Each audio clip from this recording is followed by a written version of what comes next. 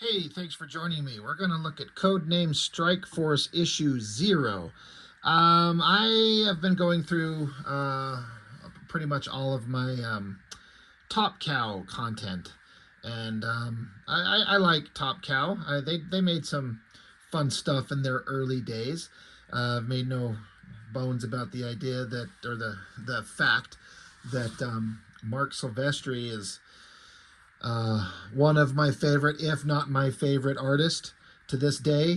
And back in the day when this stuff was kind of fresh, back in the mid 90s, um, he was, I look back on it now and I realize that I like Silvestri way more than I kind of thought at the time.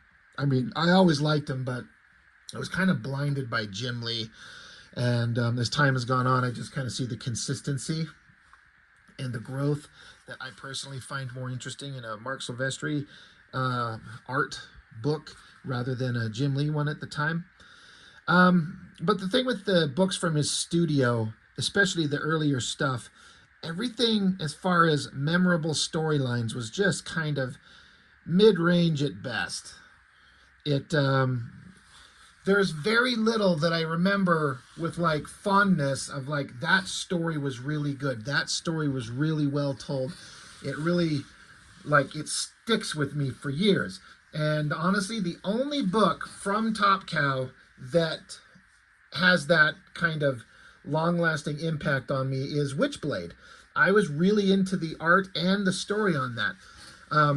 But everything else from Top Cow, it was all kind of fine. You know, Cyberforce was fine, and Darkness was fine, and Codename Strikeforce, the very little of it that I read was kind of fine. I picked up, and I've reviewed, I think it's the first issue, and I've seen bits and pieces of it throughout the years, and it just never was anything that seemed to really want to make me keep coming back. The basic reason is that it's just such a by the numbers superhero team from Image Comics. Like, you got the strong guy and the wise cracking asshole guy and the leader guy and the guy with blades, and then there's always going to be some hot girl. Every team has some kind of variation of this same formula, and they all go off and do big action adventure stuff where they're shooting bad guys and they're blowing things up and they're posing and they're flexing, and you know, it's just kind of wash, rinse, repeat. It's all the same shit.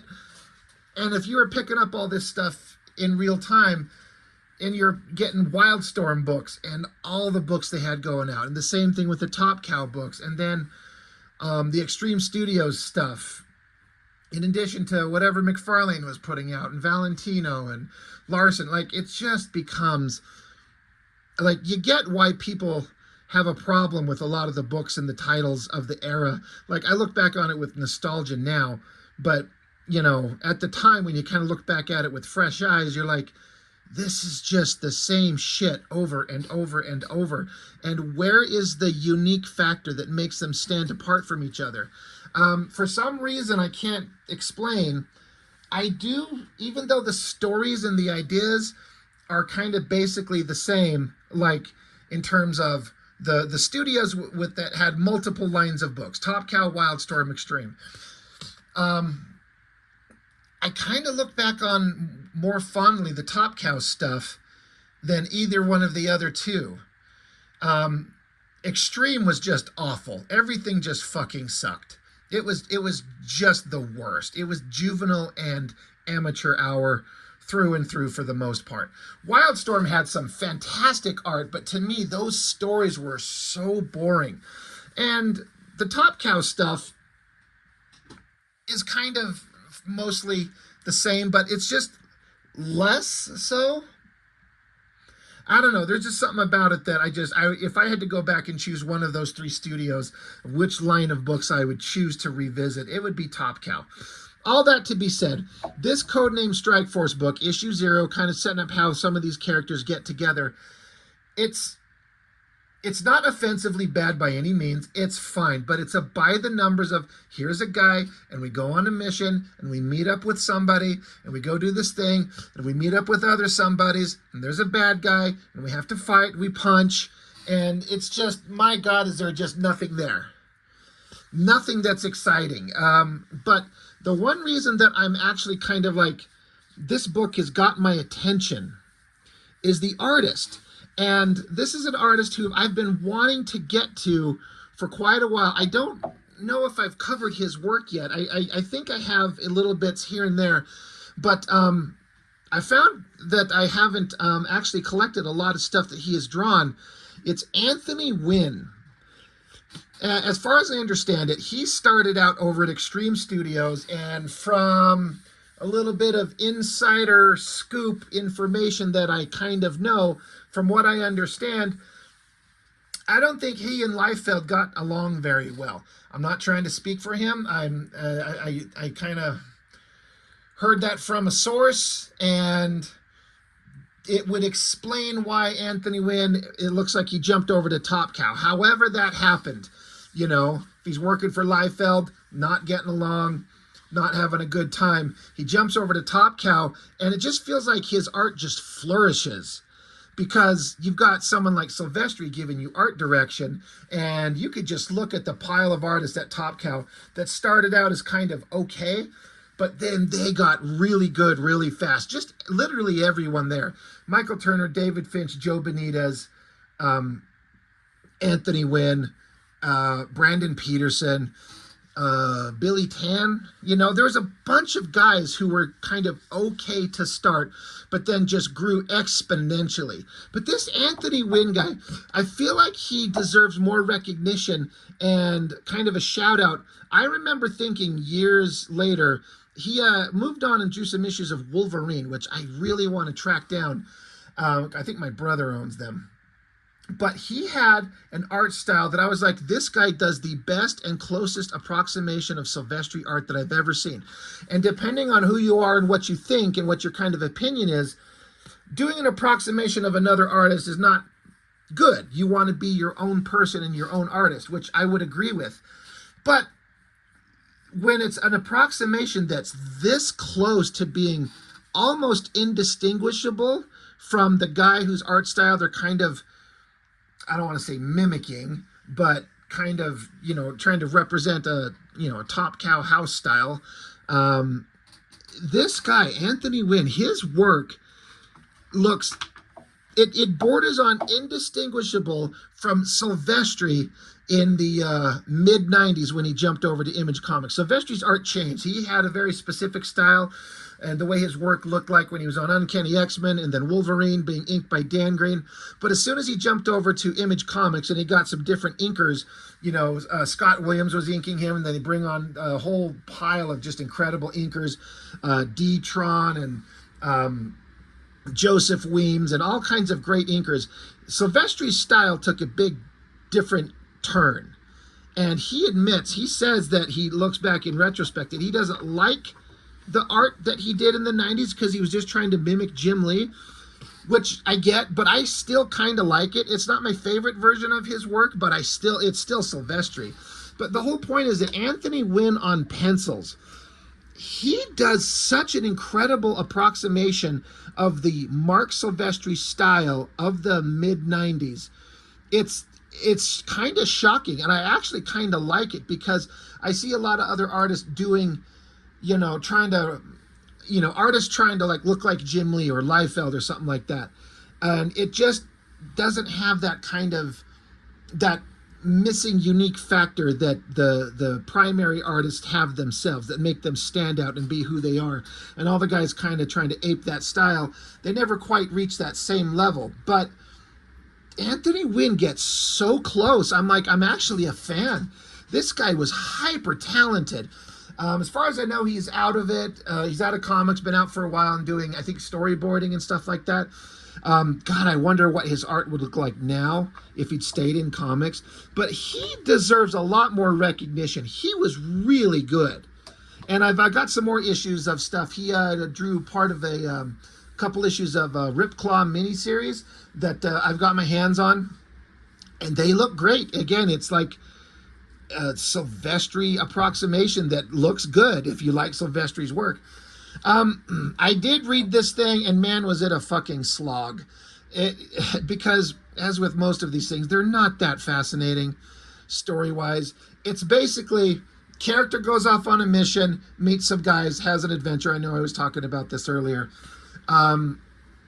So I'm not going to spend too much time talking about the story, but just looking at this, if you were to show me these pages, again, pencils Anthony Winn, inks are D-Tron, Jason Gorder, and Billy Tan Mung Koi. There's usually some more ink assists down here. Yeah, Victor Lamas, Clint Johnson. If you were to show me this, if I'd never seen these before, you might convince me this is a Mark Silvestri page from some Cyberforce issue I've never seen. And all the backgrounds, it's a basic one-point perspective, but all this detail in the tech on the walls, I mean, I don't know anything. This is June of '95, so I'm kind of guessing timeline-wise that Anthony Winn jumped over from Extreme relatively quickly, and if I had to guess, I bet he was thrilled to be working with Silvestri rather than Liefeld. And if I had to guess, he's probably doing his best to, like, I'm going to impress these guys. I've got this big chance. I'm drawing comics for Image. I get to draw a Cyberforce adjacent title. I'm going to show Silvestri that I am worth the investment in time and trust.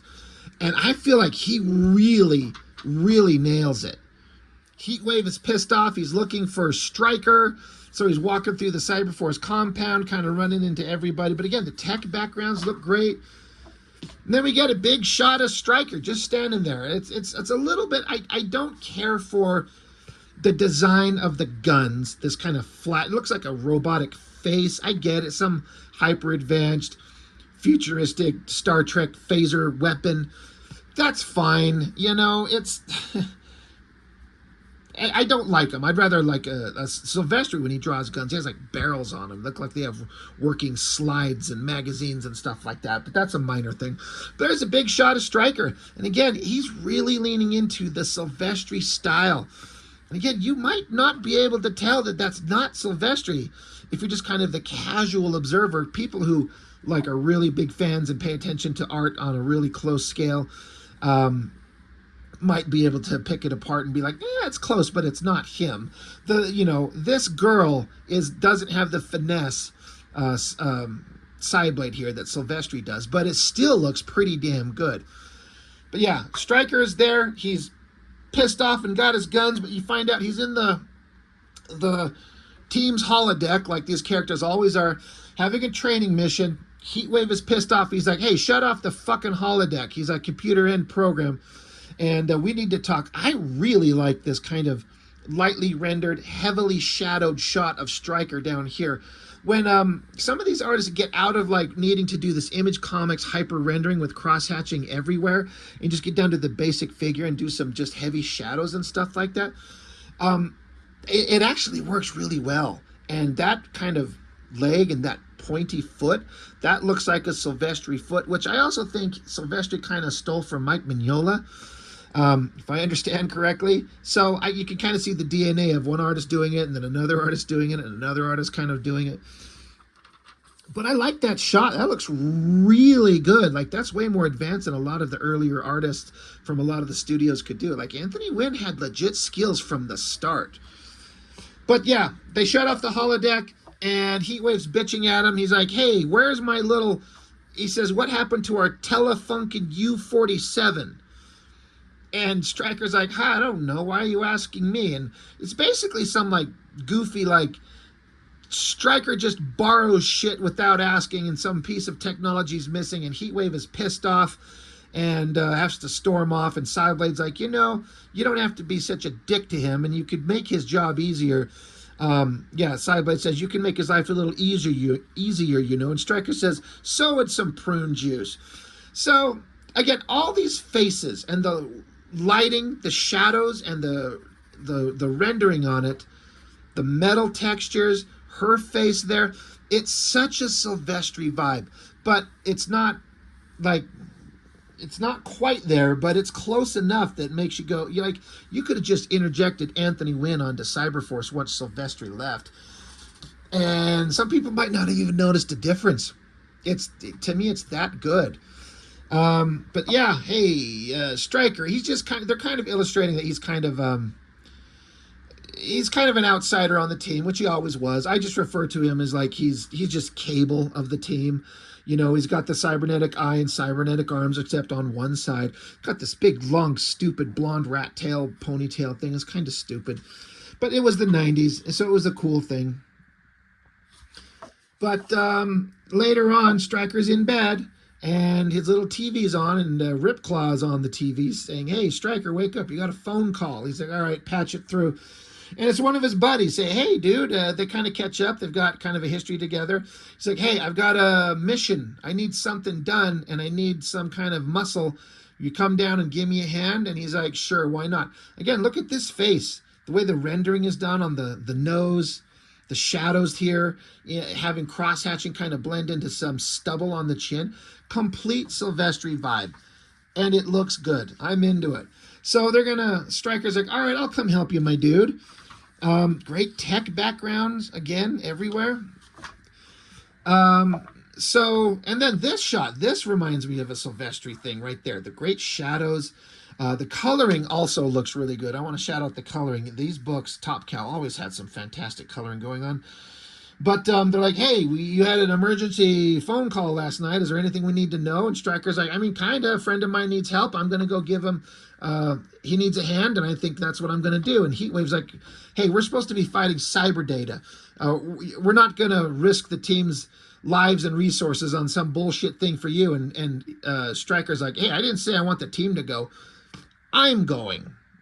So eat shit, Heatwave. And Heatwave eventually does eat shit because he dies in the Devil's Reign crossover, and frickin' nobody cares because he's such a boring character, which is why they kill him. I gotta shout out the inking on this stuff. I know that the inks were, it says D-Tron, Jason Gorder, and Billy Tan Mung Koi. Shouting out that inking on this, it's got that kind of really sharp Image Comics, Scott Williams kind of DNA inking going on. It looks fantastic. I wish it broke down who did what on each page. I would love to know which pages are handled by who. But it's great. So yeah, Stryker goes off. He runs into some guys, and I guess this is supposed to be the formation of his team. You got the guy that's like the bow and arrow guy, so he's got an arrow tattoo on his face.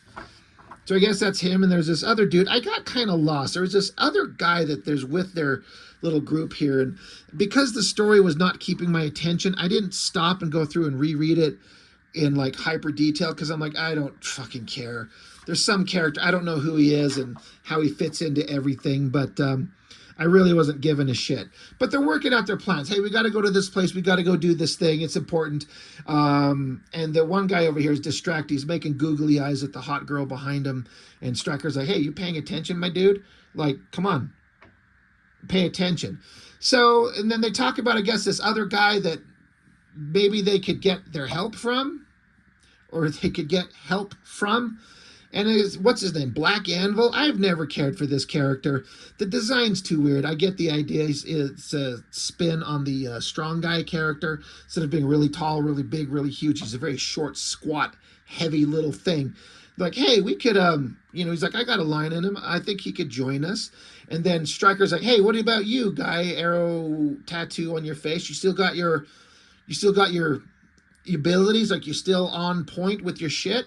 And so Arrow guy's like, yeah, sure, what? So he picks up a ice cube out of his glass and just, without looking, flicks it behind him, and it lands right in the girl's glass, just to show that he's a crack shot. Okay, great. All right, up we go. Again, great backgrounds. It all works, all fits together. They did a goofy thing here that I don't think worked. I had to stare at this panel. I couldn't understand what I was looking at, so I actually had to read the words to understand that Black Anvil, that character, he's climbing to the top of a volcano, and it says to jump in. Yeah. About to walk into a live volcano. But the thing that threw me off is this the helicopter rotors, the blur effect that they did kind of blends in with the ground and it kind of flattens the image. And I didn't understand this is a giant volcanic peak and we're looking down at it. I just thought something was on fire on the ground. Kind of threw me off. I had to decipher that. Again, I want to shout out the art, Anthony Winn, getting reference to make a helicopter look like an actual vehicle. Do we know an artist who couldn't be bothered to do that ever in his career, even once? We all know who I'm talking about. This was kind of a silly thing. Like, they're up there on a helicopter, they're watching because it's kind of being televised. I guess Black Anvil's doing something kind of a celebrity. But they're like, hey, Black Anvil has a phone call. So they take a cell phone, tie some rope around it, and lower it down to his dumbass. He's like, hey, I'm getting ready to jump into the volcano. He's like, wait, what's going on? Who are you? Never heard of you. Is it dangerous? Good, I'll do it. He's like, I'll let him call my lawyer. I was getting antsy about this volcano business anyway. And so he's like, hey, everybody, come grab me. Like, get me out of here. I've got something else to do. So then soon, back on an airplane, they're all flying away to go on the mission. Once again, look at this aircraft. Look at this giant airplane. Anthony Winn looked at some reference and drew a vehicle that looks believable and real. Who could I possibly be talking about that is a multimillionaire and never, ever, ever does that type of shit? So, yeah, teams on the plane, they're all talking back and forth about what they're going to do. Again, good art, good kind of storytelling, interesting panel layouts. Look like you could say this is taking some inspiration from Portasio, maybe, having open white areas to give it kind of an interesting kind of panel design. It makes your eye fall through the page down like this. This group shot of them there, grouped together, is all good. That is a nice solid face. Sharp inking, very Silvestri-like. But they're on a mission. They're out there. They're going back and forth. Man, this back three-quarter view of the face. There was a shot earlier that I was noticing art-wise that it looked really good. I was kind of, yeah, that one right there. It's kind of hard to draw that face from that angle. You know, you're kind of like, do you want to show the nose sticking out there or not, and the cheekbone and the jaw and the back of the ear? That's a tricky angle to do, but Anthony Winn, he's nailing it. And he did another one there. That looks great. But hey, we're going to go jump down. We're going to do this mission. Again, I like the shiny metal texture. Very image comic-y with a bunch of like sharp inking lines. Big fan. But now they're going to go down. They're sneaking up to this compound. They shoot this arrow into this guy's head. I don't know anything for sure, but this character, this random soldier or whatever guy who's just kind of a guard, it looks too specific. Like, it looks like it's not just generic, like, bad guy face. Like, this looks like it's, I bet you this is Anthony Winn drawing in somebody that he knows. Could it be him? I've seen pictures of him on his social media today, but this is, 30 years ago. So I wonder if this is supposed to be somebody besides just generic. It's just not generic bad guy face, because he's nobody. He gets knocked out, we're moving on. So he went out of his way to make this look very distinct, and I can see him kind of having a good chuckle, like if it's one of his studio mates. He's like, hey, dude, look, I drew you getting your head like bonked and knocked out. And that's funny. And everyone has a laugh. But the team infiltrates the compound. One of his characters, his name is Fade, and he can kind of like sort of change his molecular structure or something and walk through walls. That's part of his ability. I kept getting lost on who the flying guy was, because they don't have a flying guy. They got Striker and Arrow guy and Hot Girl and Black Anvil and Knife guy. And that's where I kind of get lost. I'm like, who the fuck is the flying guy? And I was like, God, I got to go back and pay more attention. But then I was like, I don't care. It's like, I know where this story is going. Nothing of interest is happening except these characters are getting together. Again, this is Black Anvil's first time working with Striker, and then guy that shoots bow and arrows. Yeah, they go in there, and of course they're going to find main villain in here eventually. She's got to have a big old shootout. This shot right here, this panel, with all these kind of just generic guys, that looks like old school Mark Silvestri, Wolverine, and even X-Men era. Kind of like with the chins not being hyper emphasized on all of them, except this one guy. Like there's something about that subtle kind of cartoony regular human drawing that I think is just great, and it looks so much like Silvestri's work. But yeah, bad guys start unloading on them. Fade guy, if he stays faded for too long, he's worried he will never come back, but he disappears. So there's the concern, like, is he gone forever? What happened to him?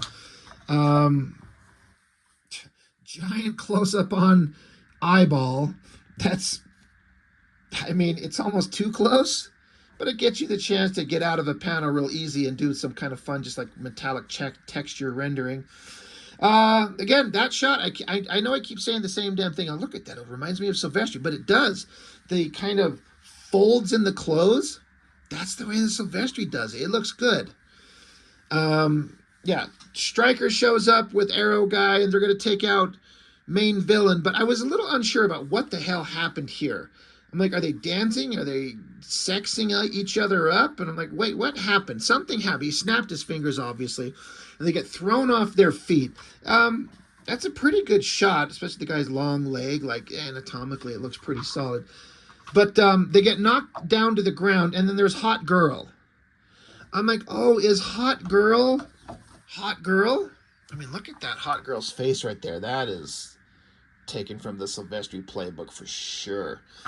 I'm like, oh, so maybe this is where Hot Girl is introduced to the team. I bet you she has a heart of gold, and she's being kind of lied to about the nature of their mission. But yeah, they keep going. They keep fighting. Stryker and Arrow Guy are captured, and they've got bad guys are like, haha, we're going to do evil shit. There's a random guy just strapped down to a table over here. Like, who the hell's this guy strapped down? This is a mystery. Who's this dude?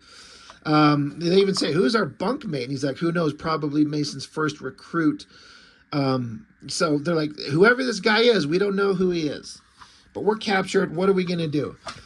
Back outside, Black Anvil running along. Like, I've never dug the character, but this kind of shot of him, I kind of start to see I don't know. I think this looks kind of interesting. And I like the idea of being the strong guy of the team, but he's a little tiny little dude. Meanwhile, Hot Girl, who knocked the guys off their feet, I don't know what her powers were. Is it wind manipulation type thing? I don't think they say exactly. I think we're just supposed to know because this is issue 0, released after I think the regular comic has already been out. But she's like, hey, you told me we were doing a thing that was more noble. We were doing secret work for the president. The guy's like, what I told you was to obey my orders. So he bitch slaps her. And of course, I'm like, all right, this is why she's going to end up joining our heroes, because the guy that she was working for is doing evil shit, and she was lied to, and she was confused, and now he punched her in the face. She's going to switch sides. I get it. Meanwhile, back with Stryker, he somehow disconnects one of his arms, so the chains that are strapping them to this pole, now there's a little bit of slack so they can get themselves free. And now they can get away. And they're like, while they're getting away, guys strapped to a table. And Arrow Guy's like, yeah, what about the dude? What about this other guy who's strapped to a table? And Stryker's like, I don't give a shit. You do whatever you want. I'm going after bad guy. Okay. Back outside,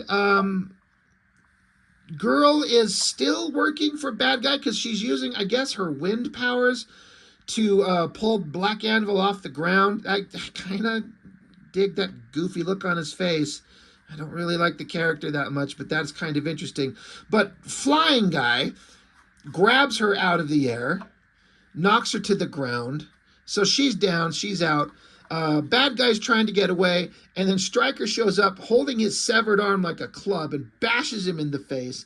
And Stryker's like, hey, you're going to go in, you're going to pay for this. And bad guy's like, no, I ain't going to prison. He puts a gun to his chin and fucking kills himself. Blows his brains out. I'm like, oh, okay. Well, I guess problem solved. So now they're all getting together. And, hey, we solved things. We did cool things. The locals are happy that we helped. And Arrow Guy he dragged out guy who is strapped to a bed. Just mysterious dude that we don't know who he is here. Arrow Guy is like he brought him out, he freed him from the straps, and he's like, hey, nothing to say, pal? Maybe once we get back to the States, we'll find out why bad guy thought you were so special. And while they're kind of doing like the bro handhold here, mysterious guy pops a blade out of his hand. I was like, oh, this is Killraiser. This is him. This is where they met him. He was just captured and they just freed him, which is kind of funny because somewhere sitting right here. Oh, man. This is what happens when I'm not prepared. But flipping through all these books that I'm going to be reviewing. Yeah. I've got Killraiser #1. So this was in, I don't know, I haven't looked at the dates, but it's kind of funny that I'm reading the book where the team first meets him, and then we've got Killraiser #1. Kind of a boring character. He's a guy with blades. That's his defining characteristic. He's got blades. Anyway, the team, like, hey, we did all this cool shit, and hot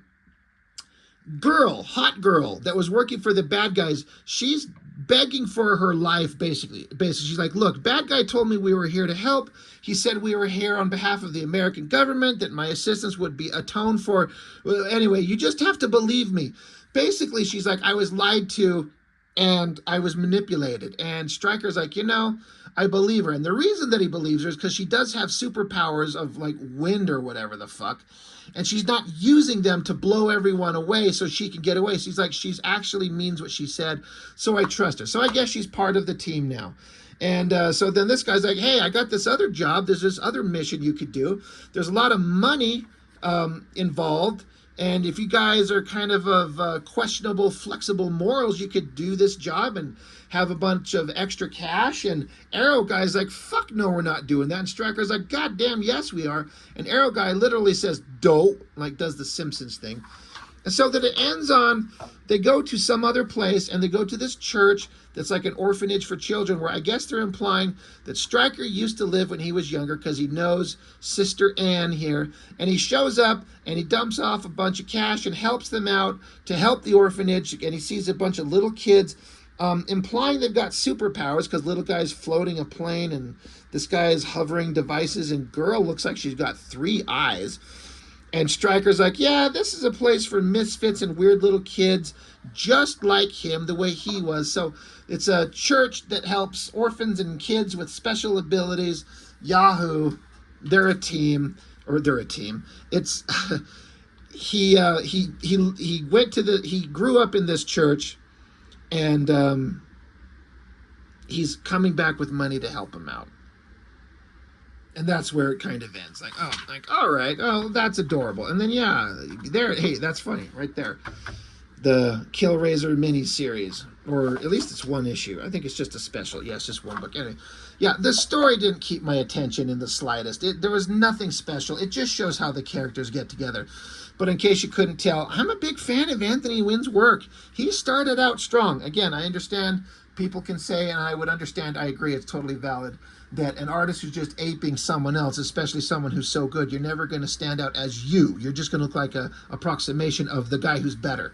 It's all true, but goddamn is it so close. I would love to see what his work would have turned into if he would have just kept going in comics. He obviously still does art, but as far as I understand, he's out of comics, been out for a long time, but he was really strong to start. Again, whether you don't like his work because it's just a Silvestri thing, I think you have to acknowledge that his skill set was super advanced, and I like it. I'm kind of a fan. I can't wait to look at more stuff by Anthony Winn. He's solid as hell, and he deserves way more recognition. So anyway, Strikeforce 0. That's all I got for this one. Thanks for joining me. I really appreciate it. See you next time.